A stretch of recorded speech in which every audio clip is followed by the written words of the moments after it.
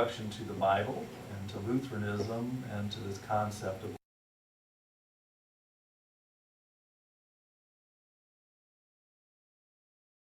today. So,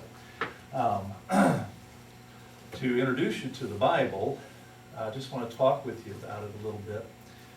When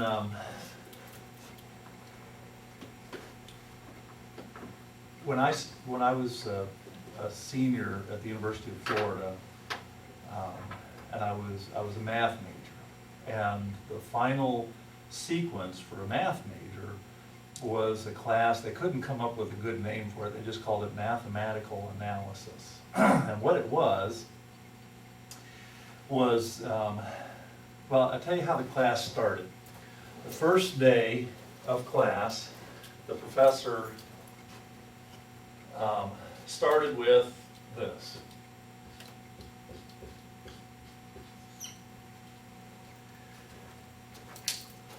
One plus one equals 2. We assumed that that was true. Everything else we built from there. Now you got to understand that by the end of the first week we had proven that the square root of 2 was irrational, and by the end of the second week we had developed calculus, and by the end of the fourth week we were past differential equations and everything that you probably have ever heard of in math, and then we spent the rest of the year doing real math, okay? But you have to start somewhere. You have to have some definitions, like the idea of a unit, you know, and of operations between units, and the concept of equivalency and things like that. You got to start somewhere. Well, in this class, let me show you where I like to start. There are 2 things that I ask you to assume that I can't prove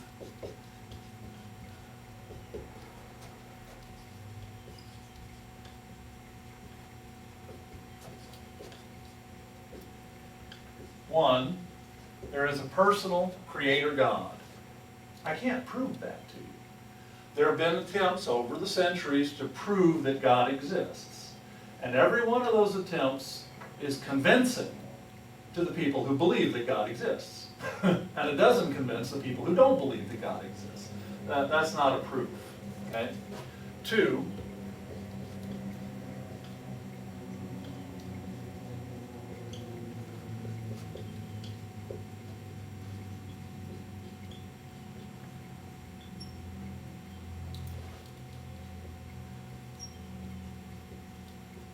has revealed himself to us reliably in the Bible. I can't prove that either. There's no way to prove that. You either believe those 2 things or you don't. Now I can give you suggestions about how to think about these things, and I can talk to you about the history of the Bible, and we will actually do that.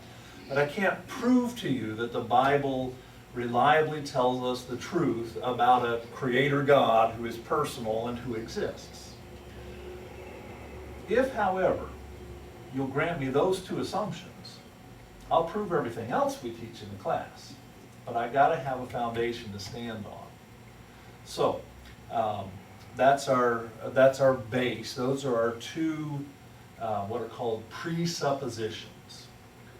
On those, all of the rest, including Jesus, the Son of God. Now that's not how a person comes to faith. What I just described is not how you come to faith. I'm simply saying this is how we structure our class.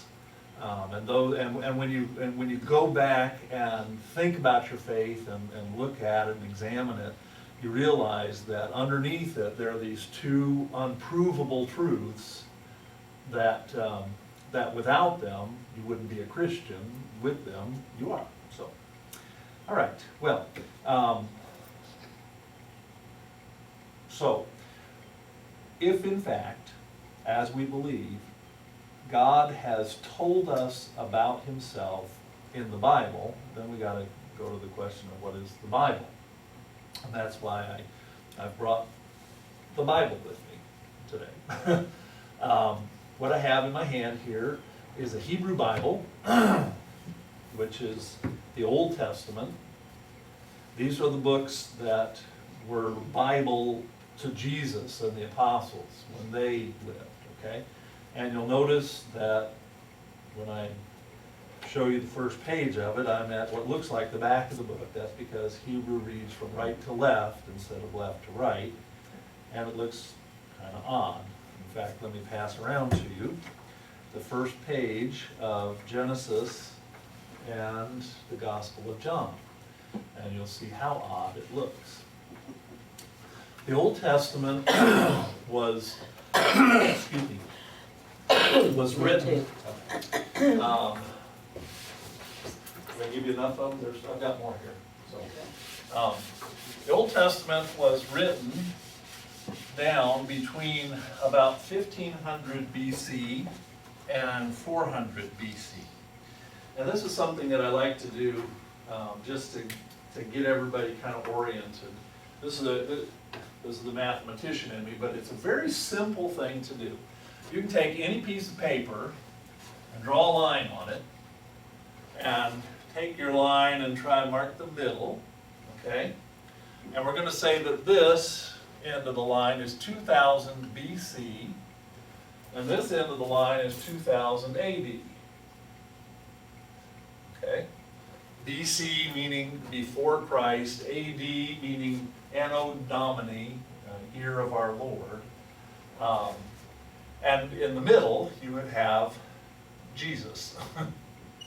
Is in the middle of this line that we've drawn, okay? So this line comes up to 1 BC and then picks up at 1 AD. There is no year zero. And don't get tangled up in that. I mentioned that to somebody once, and it took him like 10 weeks of asking me more about that before we finally got it all taken care of. Anyway, then if we divide the line into halves again and again and again, we can kind of get ourselves oriented for our history. So if I take this span and divide it in half, I've got 1000 BC. And if I divide this in half, and you can see that I'm not very good at dividing in half, we have 1000 AD. Then we can divide it again and get 1500 and 500. And here we get 500 and 1500. Okay? And then we can start to fill in some places here. If we want to start kind of at the beginning here, at 1800 BC, you got Abraham. And also Job is about that same time. At about 1500 BC, a little after, right around in there, you got Moses. At 1000 BC, you have King David. At right before 500 BC, you have the fall of Jerusalem, Nebuchadnezzar and all that kind of stuff. Then of course you got Jesus. About 500 AD, I've always tried to figure out what should I do there. Finally I decided King Arthur. There are other things we could do, but you know, for us who kind of grew up in an English-speaking world, we're thinking in terms of a period when there wasn't a whole lot going on in England and places like that that's recorded in history. 1000 AD, again, if you think in terms of England, you would have the Norman Conquest, so we're still way on back there. Or if you think in terms of the church, you've got the Great Schism, when the Eastern Church and the Western Church split over the claims that the Pope was the sole ruler of the church. 1500 AD, that's easy for us, that's Martin Luther, okay? Now, if you can orient yourself a little bit with history then, you also start to see the scale of things a little bit.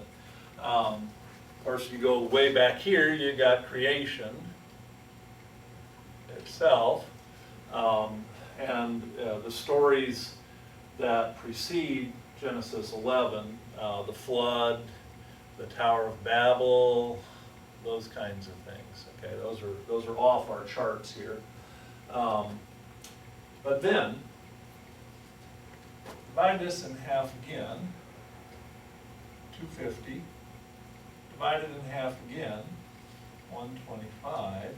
Divided in half again, so we'll say 63, we'll round it. And half again, 32. And here, let's say 96. The reason I do that is the life of Jesus is right here. Not a very big thing on the scale of things. The death of St. Peter and Paul, right about here. The end of, and actually the writing of the New Testament would begin a little before, it would begin somewhere around 50 and extend to about this 96. So there's the writing of the New Testament. All right? And the writing of the Old Testament from, there's 400, that's the prophet Malachi here. So from Moses to Malachi, we got the writing of the Old Testament. So, again, just to give you some scale of what we're talking about. The 39 books of the Old Testament were written during this time. The 27 books of the New Testament were written during this time here. You'll notice there's a gap, and during this gap, you have the writing of what's called the Apocrypha. The Apocryphal books are the books that are not included in a Protestant Bible, but are included in a Roman Catholic Bible. And they include books like the books of the Maccabees, Judith, Tobit, Sirach, Ecclesiasticus, as opposed to Ecclesiastes, some extra chapters to Daniel and to Esther, and things like that. Now, we're not going to really go into those, but they're, the thing to know about this period is no more of what we call Bible, but still things that were written down by Jewish people, and some of those very interesting, fascinating to read. For example, the extra chapters in Daniel are great fun. The one chapter tells the stories of Bel and the dragon. And in that chapter, you have Daniel and King Nebuchadnezzar. Of course, those are real biblical characters.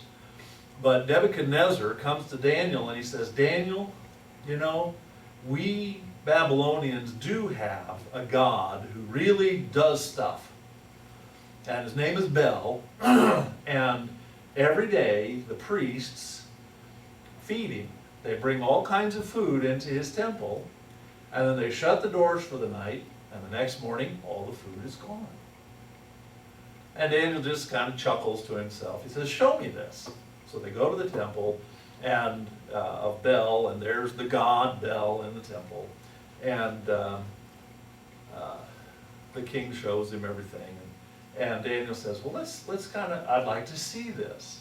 So they have the priests bring all the offerings into the temple, and then they send the priests out, and there's just Daniel and the king and a couple of Daniel's servants.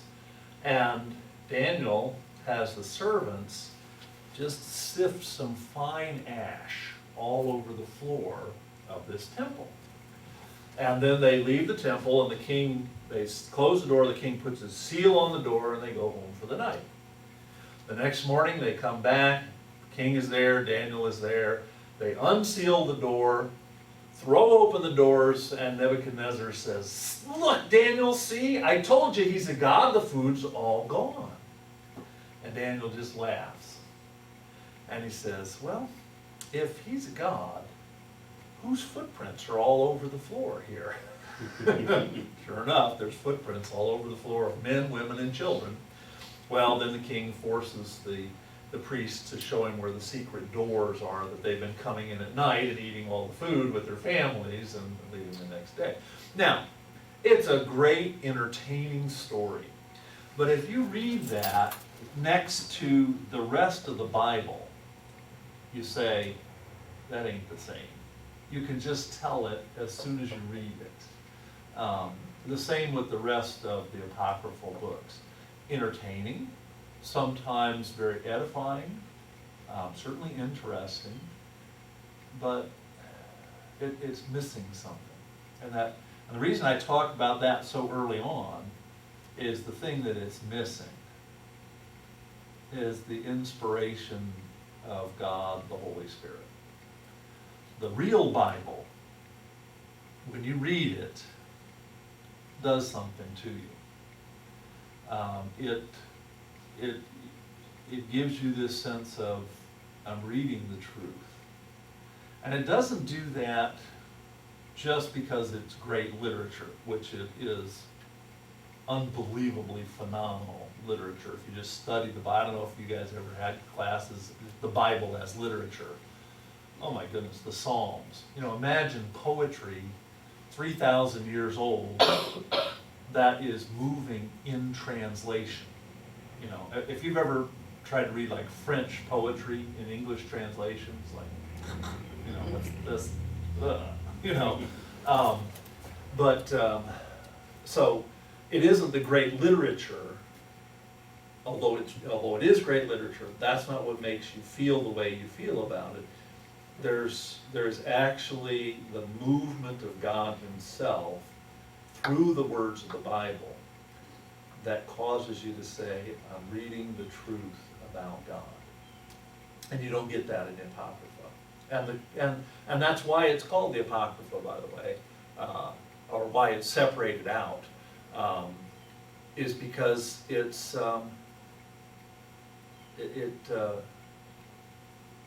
misses that. The church has always known that these books were always understood to be in a second-class category from the earliest days of the church. People would read the real Bible books, and they'd read these other books. Now understand, they didn't have them in a nice handy-dandy bound version. Each of these books would have been a separate scroll, and each of those scrolls, then you would have to gather this huge collection of scrolls to make up a whole Bible, to make up a library. You know, only a synagogue and later a church could afford to have so many scrolls. So if you're holding this scroll in this hand and this scroll in this hand, and you want to try and see the difference between them, you know, it's not the same as somebody authoritatively has gathered this together for me. You would be examining that. And as you put these side by side, the Bible books, this speaks to me. These other books, yeah, that's interesting. It's just not the same. Now, the other piece of it that makes identifying the apocryphal books fairly easy is that none of them were written in Hebrew, or at least we have no Hebrew of them. Could be that some of them were written in Hebrew and then translated, but if they were, we don't know about it. They only exist in Greek, not in Hebrew. So that's another very easy way. Those extra chapters in Esther and Daniel, they're just simply not there in any Hebrew Bible, in the Hebrew scrolls of Esther and Daniel. They're only in Greek translations of them. So that makes it, you know, if you were wondering how did they really determine this, they did have a little help. They're written in two different languages even. Now, the Old Testament is translated into Greek, but we've got Hebrew as well as Greek, you know, from the earliest days. Not so with the Apocrypha, just Greek. All right, so when we're talking about the Old Testament, by the time of Jesus, the youngest of those books was 400 years old. And they were well established as the holy writings, the sacred scriptures, when we call it Bible, we're using a Greek word that simply means book. When they first turned scrolls into bound books, they picked up on the word that had been used for scrolls, biblos, which is just the Greek word for collected writings. Excuse me. Well, you know what? I think this is all I need right here.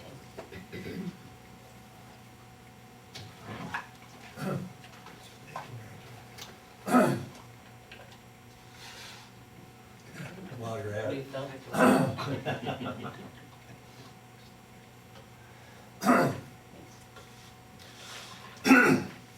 to edit this out. Probably won't. Okay, so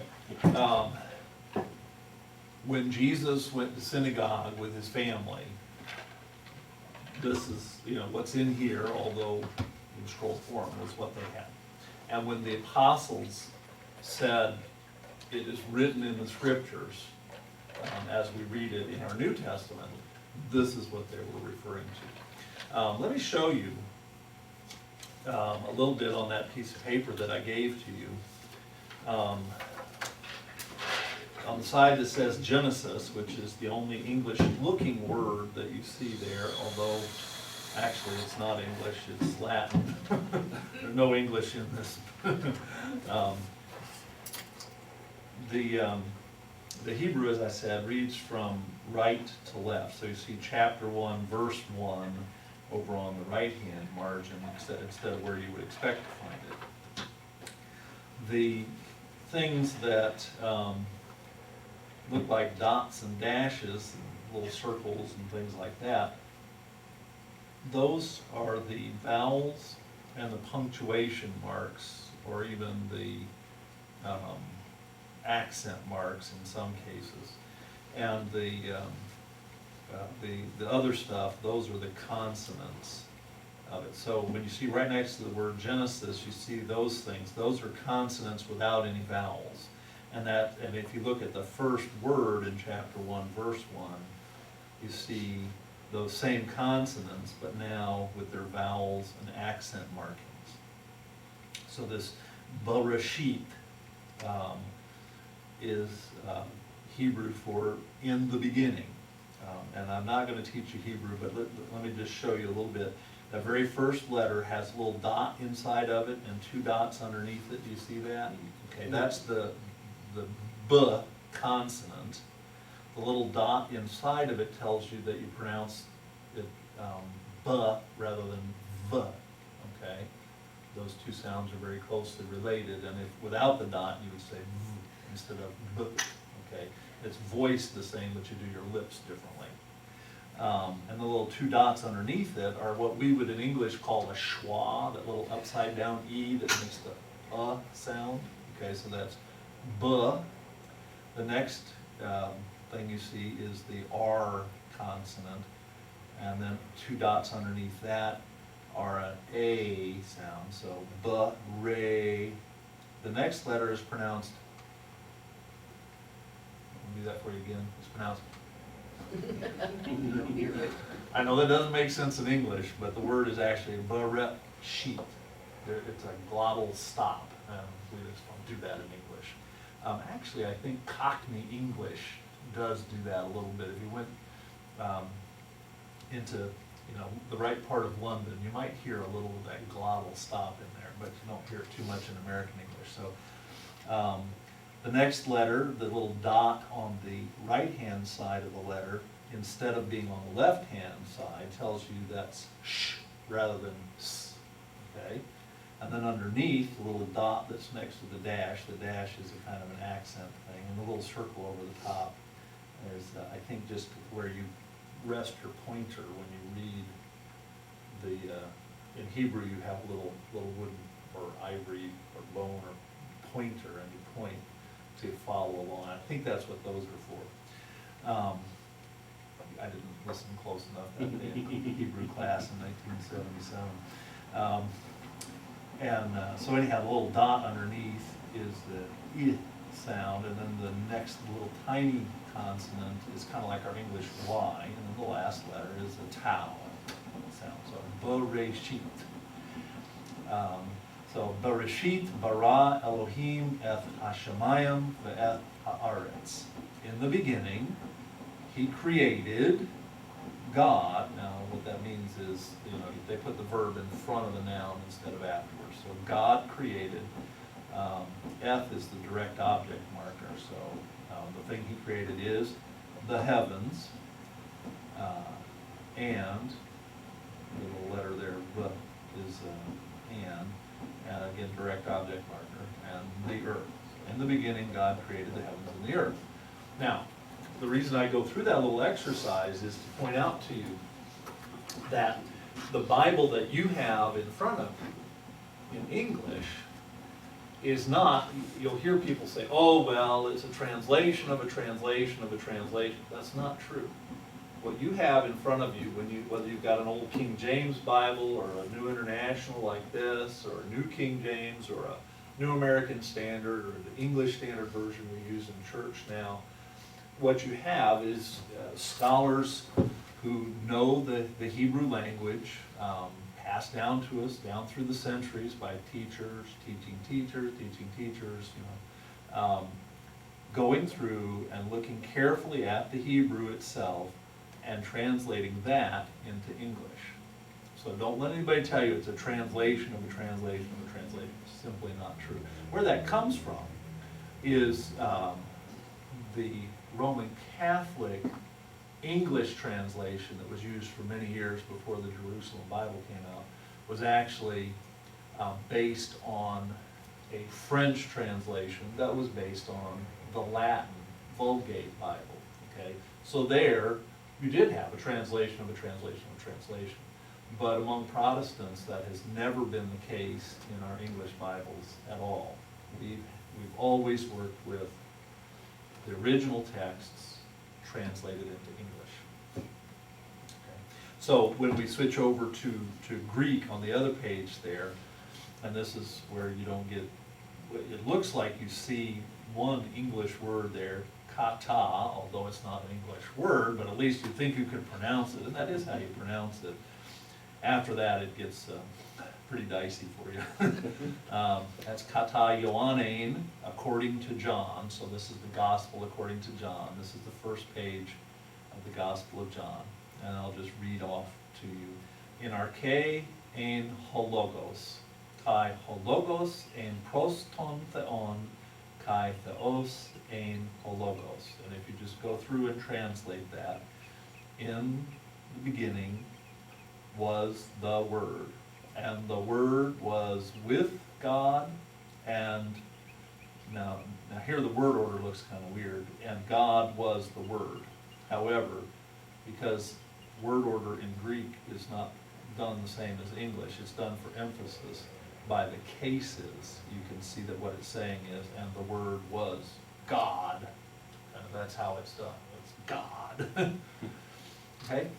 So again, you've got straight translation from the Greek to your English Bible. And if you will look at any English Bible, except the Jehovah's Witness Bible, I haven't found one yet that tries to translate that sentence any differently, because you can't. In the beginning was the Word, and the Word was with God, and the Word was God. That's all you can do with that. What I'm driving toward as we go through this is, first of all, the accuracy of the Bible. See, here's an important question. If those books were written in those time periods, and if we think through, the scale of all of this, and that, King Arthur is more a legendary mythological figure for us and represents, 1,000 years before you could actually read something that was written in English, because like if you've ever tried to read Beowulf, for example, around 800 or 900, that sure isn't English. You got to get to the King James English, in 1600 before you can read anything.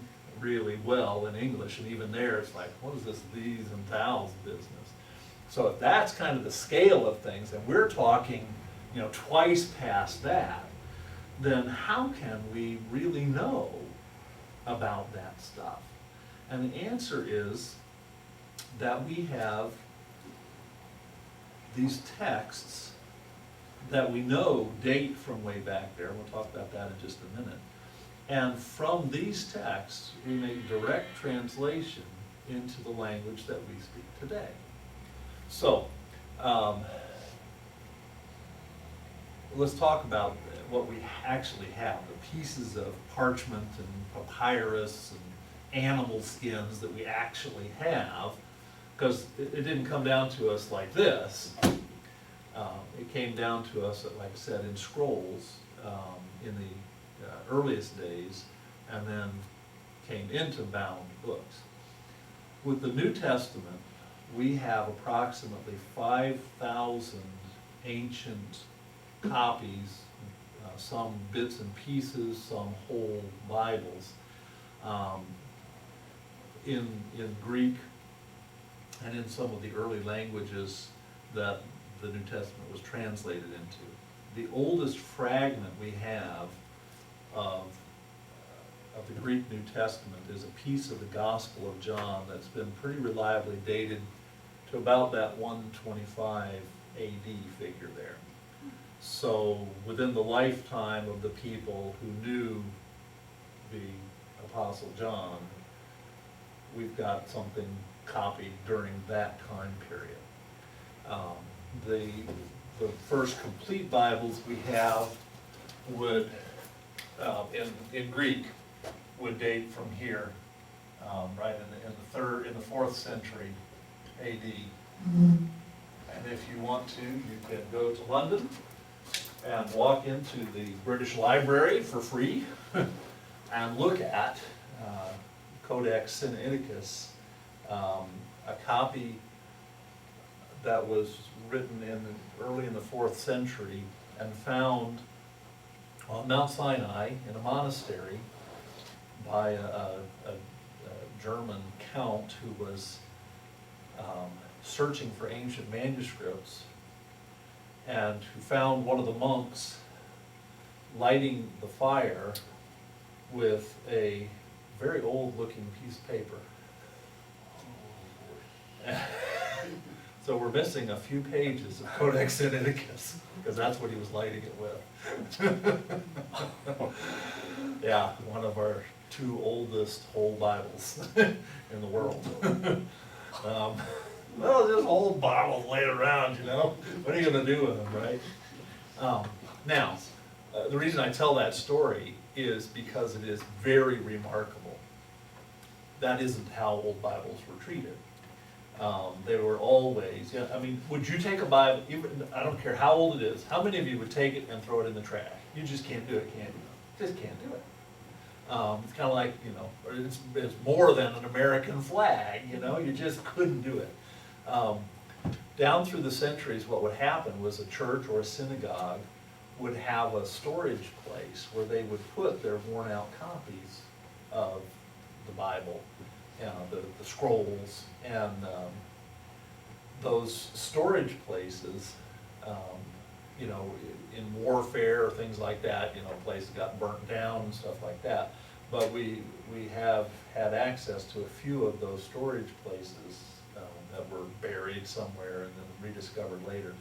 And in other cases, we have manuscripts that were kept and treasured as very ancient by churches. So we have all of these ancient manuscripts. When you compare them, what you find is that these ancient manuscripts, even though they were written over centuries, agree very, very, very closely with each other. So closely, in fact, that I'm going to show you the first variant reading in this Gospel of John and give you an idea of how this works. There were differences, okay? You read one, you read another, oh, this is a difference here, this is a difference there. The bottom stuff on that Gospel of John page tells you the variations between ancient texts of this first page of the Gospel of John. And the very first one, if you look down there, there's a little line, and then there's a number 3, and then a little mark, and some letters. Now you won't recognize those letters. It kind of looks like an O, a U, maybe you could make a D out of it, an E and a V, which is really not too far off. It would be O-U-D-E-N if you were turning it into English letters. All right, now you see that. The marking tells you that up in verse 3, and if you move up to verse 3, you see 1, 2, 3, and then move on to the next line, and you'll find that same mark in the middle of the line, right before an O-U-D-E, and then a space, and then an E, what looks like a V, which is actually an N, okay? That is one of the differences between these texts, okay? So you've got, in some of the ancient texts you have, and in others you have that, Uden or Uda-N. Wow, that's a big difference. Here's how it would look in English.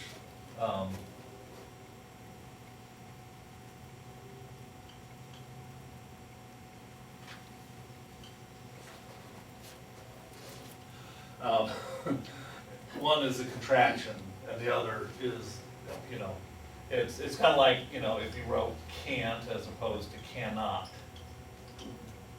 or well, with a space in between, I guess, right? As opposed to this is just a contraction of this. That's all it is. That's the kind of differences there are.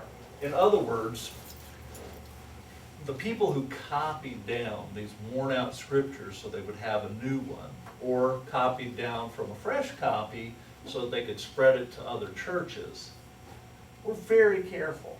Sometimes, you know, they put a contraction in or something like that.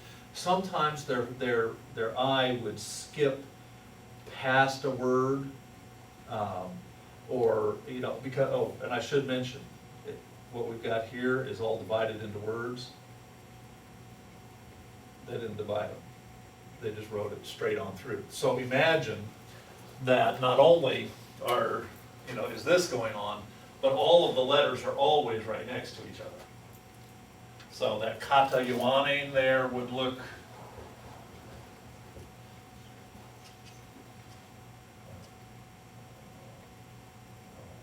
I forgot it's an A, isn't it? Yeah, alpha. It would look like this.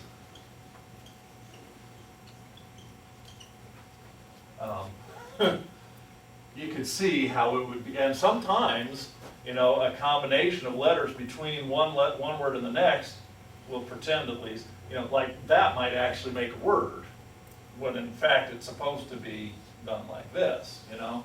So they were working with some tough stuff there. It's not, in other words, it's not surprising that there are differences between these ancient manuscripts, but they're not important. They're not big.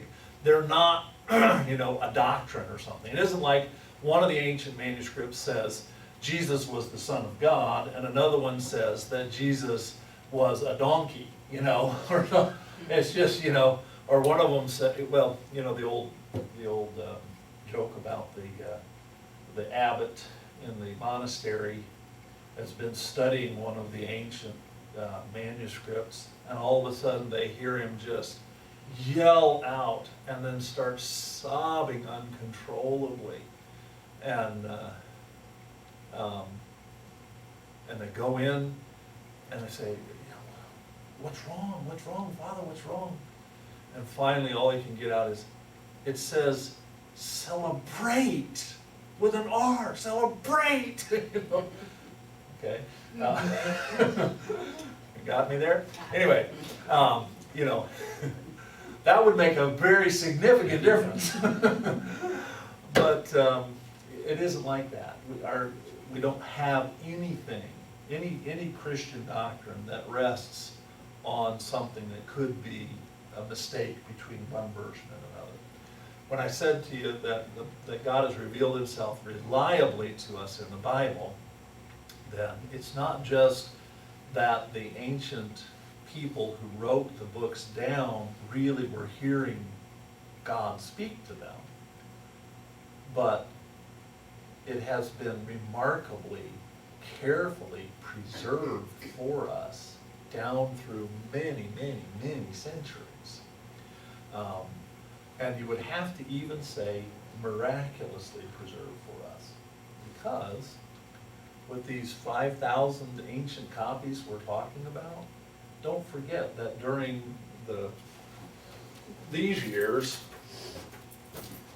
in here, the Roman government was destroying every Bible it came into contact with, and persecuting the Christians and killing the Christians and things like that. So we've got God taking special care to provide people who value the Bible more than their own lives, and that's why we have a reliable record today. Reliable translations, and translations for something that we know to be carefully preserved to us. I'll tell you one more story about it, and then we'll take our break and move to a different topic. With the Old Testament, we have our oldest copy of the Old Testament until 1947 was the Codex Leningradus, so-called because it was in the Russian Imperial Museum, and then the communists took over, so in Leningrad. And this ancient copy of the Hebrew Bible was the oldest we had, and the people who doubted the Bible said, oh, well, that's from, more than 1,000 years after the last book was supposed to be written. There's no way that could be accurate. And they said, if we could discover a copy, say 1,000 years older, and compare it, the differences would just be night and day, and we'd find all these mistakes and things like that. Well, in 1947, there was a little Bedouin shepherd boy over near the Dead Sea who pitched a rock into a cave to try and scare his goat out that he thought was hiding in the cave. And he hears this crash, and he goes inside, and he's broken a clay pot that has stuff in it. And you know what that was, the Dead Sea Scrolls. Well, all of a sudden, we have copies about 1,000 years older than the oldest copy of the Hebrew Bible we used to have. Oh, there was so much excitement. Now we're going to see all the mistakes and all the changes and all that kind of stuff. It's just not there. We have copies of every Old Testament book except Esther from the Dead Sea Scrolls. We have whole copies, complete copies. We have commentaries. We've got fragmentary copies. No difference. It just, there are little marks at the bottoms of the pages on this, just like with the Greek, the bottoms of these pages here would tell you any textual variations there. And I know the sign I'm supposed to be looking for, but several times I've tried to find an example for a class, and I can never find them. The Dead Sea Scrolls and the Masoretic text is what this is called. Just no significant differences, and almost no differences at all. The only way that something could be preserved that carefully over that many years is somebody has to really care about it. In the British Library, right close by Codex Sinaiticus that I was talking to you about, is a copy of the Magna Carta from the 1200s. The reason we've still got that document is because people really valued it. And in this case, also because that civilization didn't get wiped out in, several times in between like the Jewish people did. So we've got original copies there. We don't have original copies of the Bible, Greek or Hebrew, but we've got copies that go back into the lifetimes of people who would have seen original copies, or originals, not copies. And so, never let anybody try to tell you that what you're looking at is somehow different from what God originally caused to have written down for us. Because that just isn't, when people tell you things like that, it's because they've never actually studied it. They have absolutely no idea. So, I'm going to show you one last thing, and we'll put away the Greek and Hebrew. You can use it for scrap paper, you can use it to light your fires, whatever you want to do. You don't have to learn any more Greek or Hebrew. But I want to show you something in this Genesis page, and then we'll call it quits on that subject. Okay. Let's see.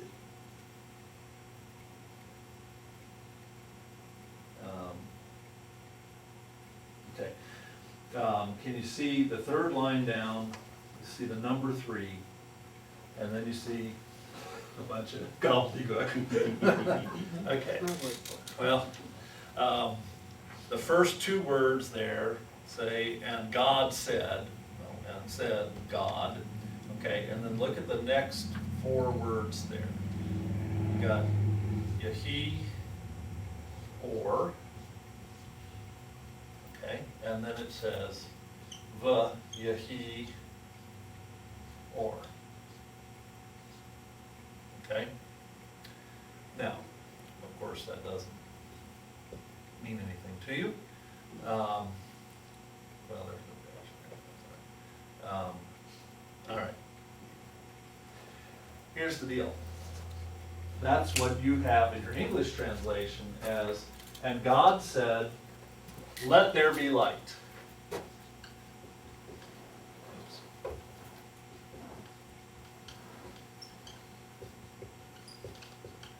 And there was light.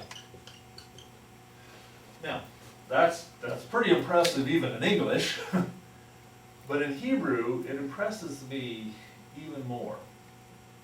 Because, as you can see, other than the word and here, God said, Yehi or, and Yehi or. You can't say that in English, but I'm going to try. God said, light be, and light be. In other words, the Word of God is creative. It creates. It brings into existence. That's, when I first saw this in Hebrew, nobody had ever pointed it out to me. I saw that as I was reading through Genesis in Hebrew, and I said, oh my goodness. The thing that God says is the thing that happens. When we talk about the Word of God, we are talking about something extremely powerful. We'll come back to this actually at the end of our class when we're talking about the Lord's Supper. But I want you to keep that in mind, that when God speaks, things happen. Exactly the thing that God says is the thing that happens. If God says light be, then light be. That's all there is to it. All right, we're going to take a little break now, and then we'll come back at it after a few minutes. Good.